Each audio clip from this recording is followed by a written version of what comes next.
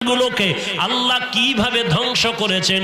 ফেরাউন নামের একটা মানুষ দুনিয়াতে কোথাও নাই, নাম শুনলে মানুষ ঘৃণা করে, অথচ টাকারও অভাব ছিল না, ক্ষমতারও অভাব ছিল না। কাউকে যদি বলেন 1 লাখ টাকা দিব, তোর সন্তানের নামটা ফেরাউন রাখ, ওই টাকার মাস্তানি করে কি লাভ হবে, ক্ষমতার বাহাদুরি করে কি লাভ হবে, রক্তের গরম দেখাইয়া কি লাভ হবে। যদি তোমার এই গরমটা আমার আল্লাহ পছন্দ না করে, রক্তের গরম দেখায় কি হবে? যদি রক্তের গরমটা আল্লাহর জন্য দেখাইতে না পারো, নামাজ যদি পড়তে না পারো, আল্লাহর নবী বলেন সহিহ হাদিস, বেঈমান আর মুমিনের মধ্যে ব্যবধান হলো নামাজ। বেঈমানেরা নামাজ পড়ে না, মুমিনেরা নামাজ ছাড়তে পারে না।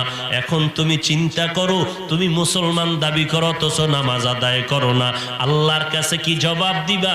জবাবটা ঠিক করিয়া কবর দেশে যাও আর পায়ে হাত রেখে বলবো তওবা করো। আল্লাহ তো অনেক